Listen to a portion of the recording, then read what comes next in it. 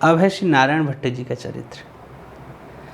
नारायण भट्ट जी ने ब्रज में अपना केंद्र बनाया ब्रजभानुपुर को, जिसको हम बरसाना कहते हैं,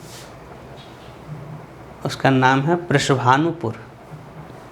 श्री ब्रजभानु राजा की राजधानी होकर के वह विराजमान है। श्री नारायण भट्ट जी का जो योगदान है वह है मुख्यतः ब्रज में रास लीलानुकरण।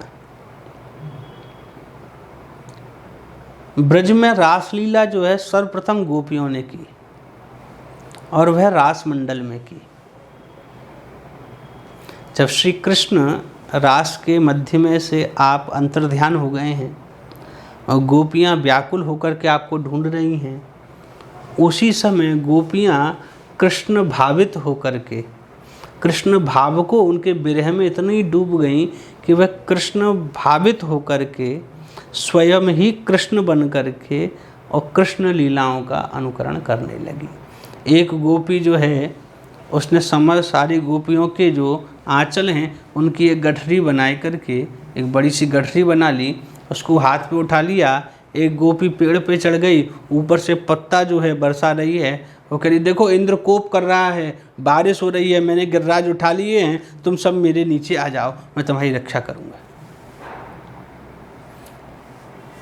तो कहीं कुछ गोपियाँ गैया बन गई हैं और आप एक गोपी कृष्ण बन के गौचारण लीला का भाव करते हुए विराजमान हैं। यह सब रास लीला में सुखदेव गोस्वामी ने वर्णन किया। तो प्रथम लीला हुई रास लीला, जो अनुकरण हुआ, कृष्ण लीला का जो अभिनय हुआ वो रास मंडल में ही हुआ। अतः आज भी जब रास लीला होती है तो जो स्टेज है उसको रास मंडल ही कहा जाता है। वह लीला कहीं और नहीं हो रही, वह रास मंडल में ही हो रही है। सो गोपियों की उस लीला अभिनय के पश्चात ऐसा कोई प्रमाण, कोई वर्णन नहीं आता कि फिर किसी ने कृष्ण लीला अभिनय किया हो। सो जब शास्त्र श्रीमद् भागवत का अध्ययन करते करते नारायण भट्ट जी ने कहा कि एक सब आचार्यों ने एक एक चीज़ को स्थापित किया, कहीं सेवा को स्थापित किया, कहीं मर्यादाओं को स्थापित किया, कहीं रसतत्व को स्थापित किया, एक लीला विषयक एक चीज़ छूट रही है, वह है रासलीला। श्री कृष्ण लीला जो है वह कहीं छूट रही है। सो वह सेवा का भार श्री नारायण भट्ट जी ने स्वयं लिया और ब्रज में रासलीला, कृष्ण की लीला स्थली जो ब्रज में आचार्यों ने खोजी, उन स्थानों पर जाकर के ब्रजवासी बालकों के द्वारा आपने कृष्ण लीला अभिनय को पुनः प्रारंभ करवाया। तो रासलीलानुकरण में श्री नारायण भट्ट जी का अप्रतिम योगदान है। और उन्होंने जो वो स्टेजेस बनाई ब्रज में, उनका नाम भी अभी तक रास मंडल ही है। तो जितने रास मंडल नारायण भट्ट जी ने बनवाए वो सब पुराने ब्रज लीला काल के, गोस्वामी काल के वो पुराने थिएटर हैं। रास मंडल जो हैं पुराने थिएटर हैं, जहाँ पर नारायण भट्ट जी के निर्देशन में छोटे छोटे ब्रजवासी बालक बालिकाओं ने कृष्ण लीला अभिनय सबके आगे प्रस्तुत किया। और एक जो विधा है, अभिनय विधा जो है, साहित्य की नाटक विधा जो है, उसको कृष्ण भावित करके और उस प्राचीन परंपरा का समुद्धार करते हुए, उसका संवर्धन करते हुए आप वृषभानुपुर को केंद्र बना करके आप विराजमान हुए।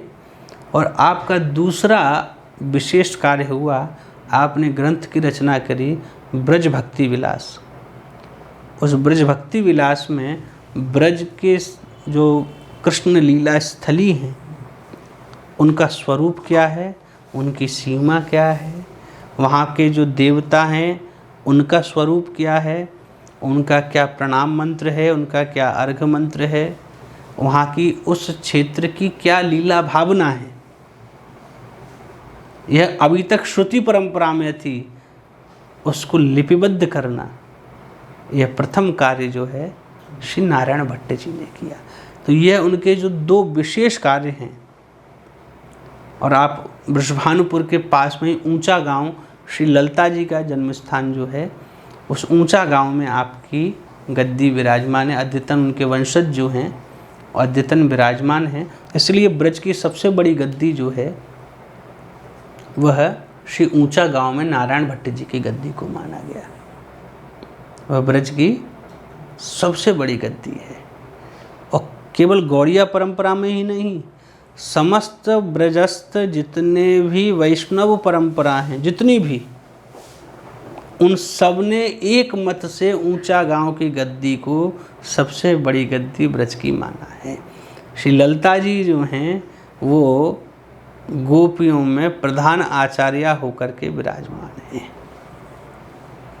तो श्री ललिता जी की सेवा में जो है, श्री ललिता जी की गादी पर जो है, वह ब्रज के समस्त संप्रदायों ने, समस्त वैष्णव संप्रदायों ने एक स्वर, एक मत, संप्रदाय भावना से ऊपर उठ करके श्री ललिता जी की गादी को सर्वोच्च गादी के रूप में स्वीकार किया। और उनके जो वंशज हैं समस्त संप्रदाय के आचार्यों द्वारा वंदनीय व पूजनीय हैं और अद्यतन वे विराजमान हैं कि उन्होंने एक ऐसी विधा को, जो अब तक केवल नाटक जो हैं वह राजाओं को प्रसन्न करने के लिए कहीं लिखे जाते थे, कहीं राजाओं के आमोद प्रमोद केवल नागरिक जीवन के लिए ही थे, उसको भी एक भक्ति के रूप में, एक रस में ला कर के स्थापित करने का कार्य श्री नारायण भट्ट जी के द्वारा हुआ।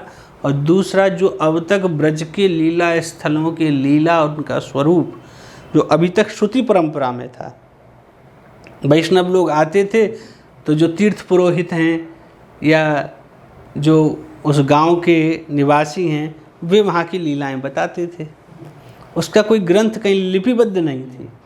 तो उन समस्त लीलाओं को लिपिबद्ध और स्थलों का निर्देशन, यह एक मेजर कार्य जो है, एक बहुत बड़ा कार्य ये श्री नारायण भट्ट जी ने ब्रज भक्ति विलास के रूप में आपने संपादित किया।